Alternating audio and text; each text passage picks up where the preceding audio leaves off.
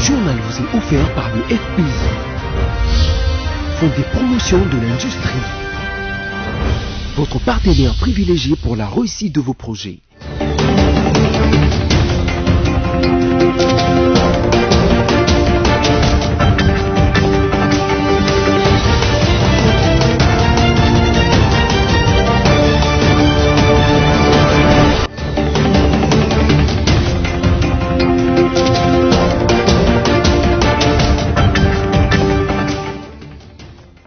C'est toujours un plaisir de vous informer, mesdames, messieurs, bonsoir, et voici la charpente de ce journal.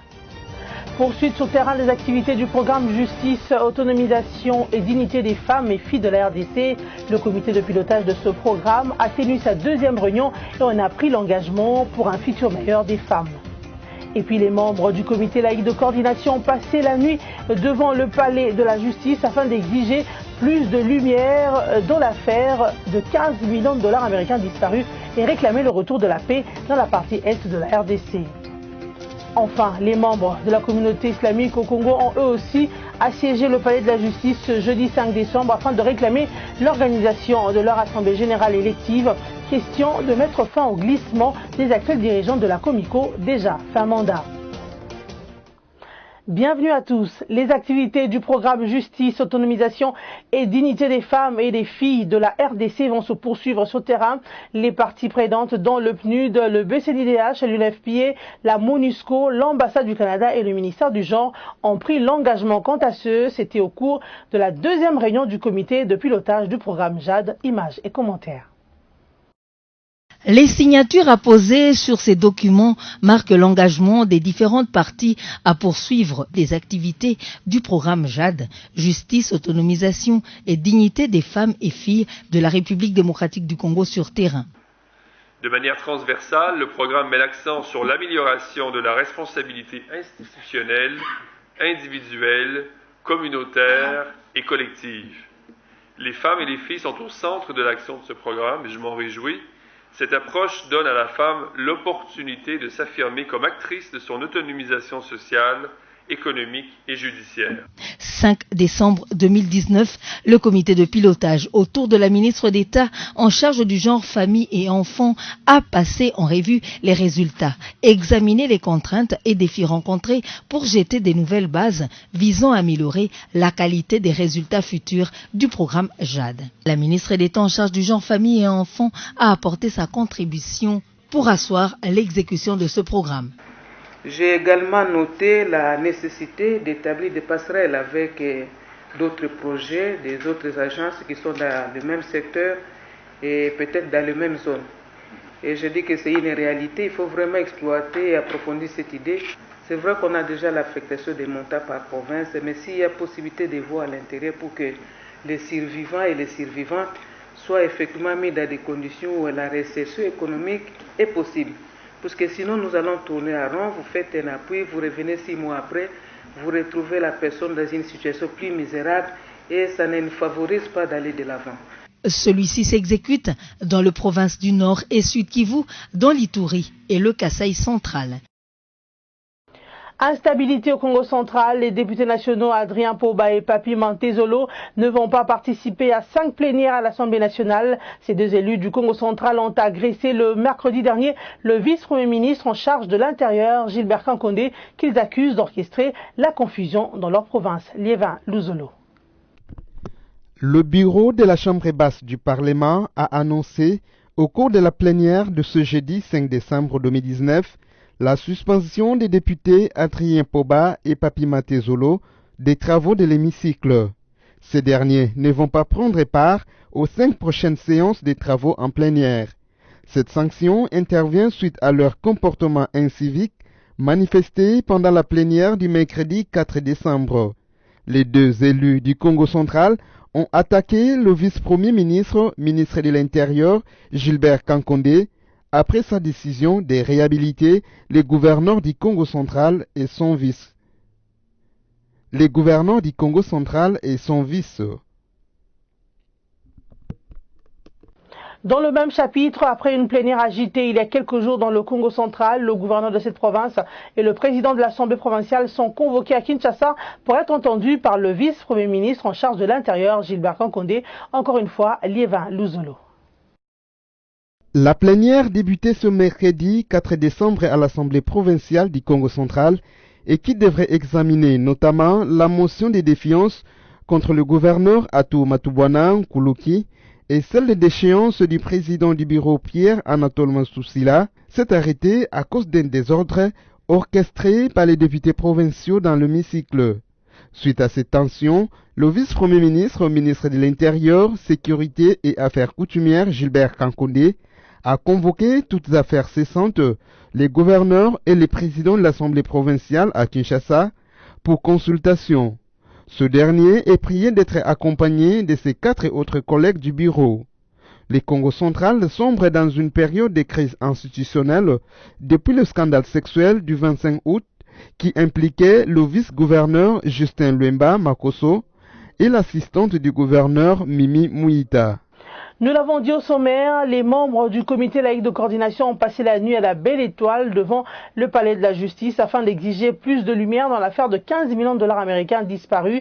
Ils réclament également le retour de la paix dans la partie est de la RDC. Par cette action, le CLC s'inscrit dans la logique de la lutte contre la corruption et les antivaleurs dans le pays. Josué Kalamba et Abel Kassongo. Ils ont pris la décision de manifester pendant 3 jours devant le palais de la justice, soit du 5 au 7 décembre 2019. Le membre du comité laïque de coordination CLC, puisque c'est d'eux qu'il s'agit, sont ce vendredi 6 décembre 2019 à leur 2e jour de manifestation pour exiger que la lumière soit faite dans l'affaire disparition de 15 millions de dollars ainsi que le retour de la paix à l'est de la République démocratique du Congo où les actes criminels sont de plus en plus fréquents. Isidore Nayuel, coordonnateur de cette structure, estime que leur message passe très bien car il passe par la population. Mais en ce qui nous concerne, nous savons que le message passe très bien. Parce que le message passe auprès de la population. C'est ça l'essentiel. Lorsque quelque chose est revendiqué par la population, les dirigeants, qu'ils le veuillent ou pas, doivent en tenir compte. Je pense qu'on ne peut pas le pas en tenir compte et on a déjà des signaux. Il y a quelques signaux s'agissant de la Cour constitutionnelle comme pour le reste. Il n'y a qu'à observer vous-même. Vous verrez bien que la Cour constitutionnelle, je crois qu'il y a un ras-le-bol qui fait que, voilà, on commence à s'interroger. Franklin Mbokolo, membre du CLC rencontré sur place, appelle, lui, à la démission de membres de la Cour constitutionnelle. Parce que nous voulons lancer un message fort. Et il appartient aux autorités, ils nous dirigent.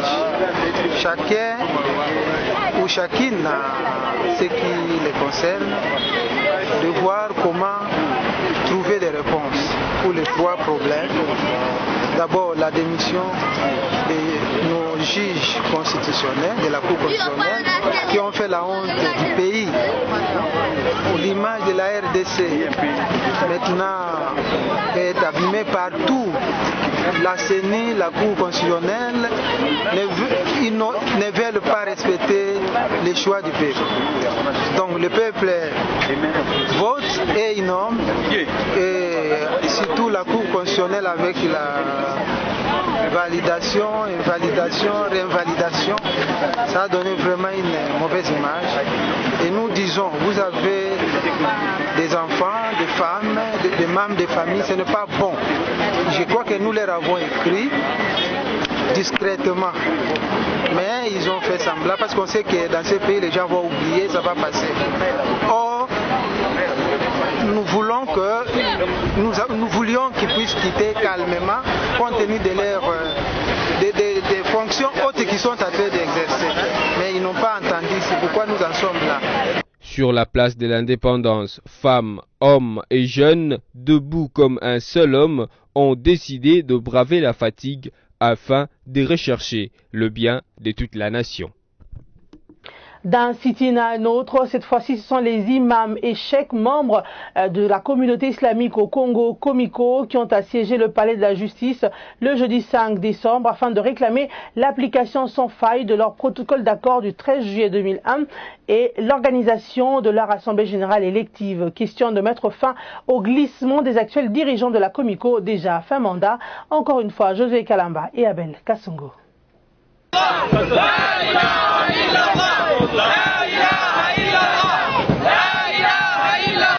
Les imams et cheikhs du Congo ont manifesté le jeudi 5 décembre 2019 devant le palais de la justice à Kinshasa-Gombe pour exiger le respect du protocole d'accord du 13 juillet 2019 et la tenue de l'Assemblée générale élective du Comité de musulmans du Congo, Comico, ce 23 décembre 2019. Pour ces imams, l'actuel dirigeant du Comico est fin mandat et il doit laisser la place à une autre personne. Abdoul Ngoma, coordonnateur adjoint de la transition du Comico, indique que leur démarche vise aussi le changement des structures islamiques en RDC. Nous sommes en train de faire la réforme de notre communauté parce que les structures qui dirigeaient la communauté, on trouve 320 membres, c'est-à-dire 350 membres au sein de l'Assemblée, donc 90% sont neuf théologiens. C'est pourquoi nous voulons cette fois-ci que les théologiens, ceux qui ont pris appris la religion, puissent être au devant de la scène de notre communauté. Rappelons que cela fait plusieurs mois depuis que ce groupe d'imams et cheikhs du Comico exige l'organisation de leur assemblée générale élective sans obtenir de bons résultats. Ils espèrent avec l'arrivée de nouvelles institutions que leur voix sera entendue et qu'une solution sera trouvée pour le bien de tous.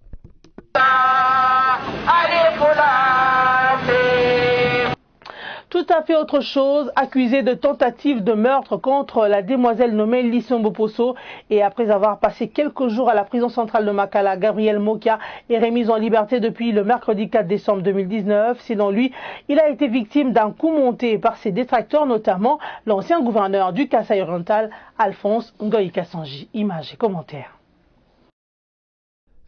Incarcéré pour tentative de meurtre, l'acteur politique Gabriel Mokia a été mis en liberté mercredi 4 décembre 2019. Une fois sorti de la prison centrale de Makala, Gabriel Mokia dit être victime d'une cabale montée de toutes pièces contre sa personne par plusieurs personnalités, dont l'ancien gouverneur du Kasaï oriental, Alphonse Ngoï Kassanji, suite à un conflit parcellaire. Comme mon cas, on m'a piégé à la porte de sortie de ma maison. Maintenant, les gens de mauvaise langue commencent à me condamner parce qu'on a vu l'attitude de cette fille-là assise par terre. Mais quand quelqu'un a commis une infraction, peut toujours vous embrouiller et se mettre par terre pour commencer à crier pour que les gens puissent avoir pitié d'elle. Mais moi, qu'est-ce que j'ai fait pour que je puisse mériter ce que j'ai mérité? Je n'ai rien fait de mal. J'ai récolté les injures, j'ai pris la police et je suis venu avec la police pour demander à la fille pourquoi vous avez injurié votre papa qui a au moins 66 ans. Que c'était prémédité. On a préparé une fille pour venir me faire ça à cause des dossiers qui va passer au Conseil d'État. Entre moi, les Ngoï Kassanji, la Sojemip et tant d'autres. Pour des maisons que j'avais achetées en 1995-96. On nous a arraché par un arrêt de la Cour d'appel. Cet arrêt a été cassé par un arrêt de la Cour suprême. Automatiquement, je dois retourner dans mes maisons. Dans son séjour carcéral, le président du mouvement des démocrates congolais MDECO a déploré les conditions dans lesquelles vivent les prisonniers et demande que celles-ci soient améliorées. Mon souci, je demande aux autorités, si elles m'écoutent encore, de fournir un effort pour réparer la prison. Mettre de l'argent, c'est rien. Mettre 2 ou 3 sociétés pour épauler la société qui est là. Moi, j'ai vu les gens qui travaillaient du matin pour ne rien faire. Mais alors que l'argent était sorti. Et mettre les services qui peuvent réceptionner les travaux. Et désengorger les pavillons. Vous comprenez? Désengorger les pavillons. Et changer aussi le mode de vie. Que les gens puissent aussi bien manger. Pas seulement du 1er au 30 de riz. Non, pas le riz, de maïs. Pour rappel, Gabriel Moka a été aperçu dans une vidéo dirigeant son véhicule vers une dénommée Lissombo Poso qu'il reprochait de l'avoir insulté. Ainsi se termine ce journal télévisé. Avant de nous quitter, le rappel des titres. Poursuite sur terrain des activités du programme Justice, Autonomisation et Dignité des femmes et filles de la RDC. Le comité de pilotage de ce programme a tenu sa deuxième réunion et on a pris l'engagement pour un futur meilleur des femmes. Et puis les membres du comité laïque de coordination ont passé la nuit devant le palais de la justice afin d'exiger plus de lumière dans l'affaire de 15 millions de dollars américains disparus et réclamer le retour de la paix dans la partie est de la RDC. Enfin, les membres de la communauté islamique au Congo ont eux aussi assiégé le palais de la justice ce jeudi 5 décembre afin de réclamer l'organisation de leur assemblée générale élective. Question de mettre fin au glissement des actuels dirigeants de la Comico, déjà fin mandat. Merci de votre attention soutenue à cette session d'information. Juste après moi, vous suivrez la revue de presse et je vous retrouve la semaine prochaine. Au revoir et bon week-end.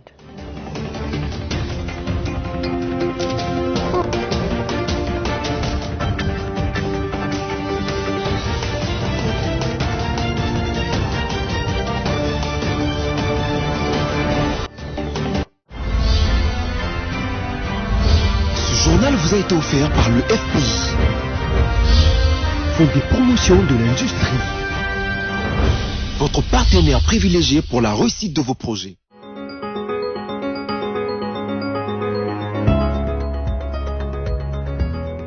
Bienvenue mesdames, messieurs à cette revue de presse en ligne résumée pour vous. Débutons avec actualité.cd qui titre RDC. Les gouvernements interrompent l'exploitation forestière illégale d'une société à capitaux chinois. Claude Nyamugabo Baziboué, ministre de l'Environnement et Développement durable, a instruit depuis le 29 novembre au gouverneur de la province de la Chopo de suspendre les permis d'exploitation de la compagnie à capitaux chinois forestière pour le développement du Congo Fodeco dans les territoires de Bassoko. Il réagit à plusieurs plaintes des communautés locales. Le 31 octobre, le ministre avait reçu les caucus de députés et notables de la Chopo, conduits par le professeur Faustin Toangao Lokundo. Ces élus avaient dénoncé l'exploitation abusive de la Fodeco qui dépasse largement les limites lui imposées par l'État pour ses activités d'exploitation, mais aussi et surtout le non-respect des dispositions légales réglementant le cadre forestier en RDC et également la non-tenue du cahier des charges qui lie chaque entreprise à une responsabilité sociale envers les communautés locales. Profitant de l'occasion, la société civile de l'Équateur, SOCIPEC, a écrit à Claude Nyamugabo Baziboué pour étendre la même action dans cette province où la société Longzing est également accusée par les communautés locales. Poursuivons cette revue avec Congo Virtuel qui écrit Congo Central, ce que le PM Ilunga reproche à Kankonde. Légalement, les vice-premiers ministres ont le devoir d'en référer au Premier ministre pour toute action avec les membres sous leur hiérarchie.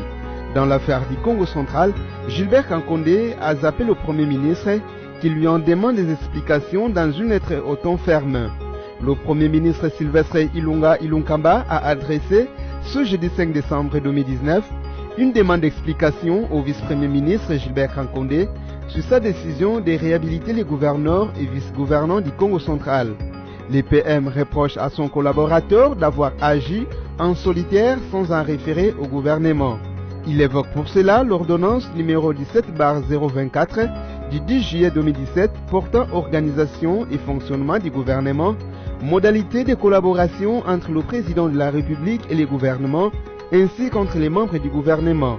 En son article 16, cette loi dispose, à moins qu'il n'assume l'intérim du Premier ministre en cas d'empêchement ou qu'il ne soit spécialement mandaté par lui, le vice-premier ministre exerce en temps normal les seules attributions qui sont de son ressort. Pour toute directive ou instruction qu'il estime devoir être communiquée à un ministre, il s'en réfère préalablement au Premier ministre.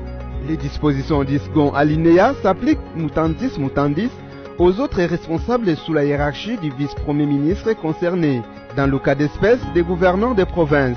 Pour l'avoir zappé, donc, Sylvestre Ilunga Ilunkamba signifie à Gilbert Kankonde que cet acte de votre chef bafoue l'autorité du Premier ministre, nuit à l'unité et à la cohésion gouvernementale. Bouclons cette revue avec le site okapi.net qui écrit Kwilu, 20 morts dans un accident de route. Un accident de route fait 20 morts, des blessés graves et des dégâts matériels importants dans la nuit de jeudi 5 à vendredi 6 décembre à Kitombo, dans les territoires de Gungu. Un gros véhicule en provenance de Kinshasa vers Chikapa, Kasai, avec passagers et marchandises à bord s'est renversé.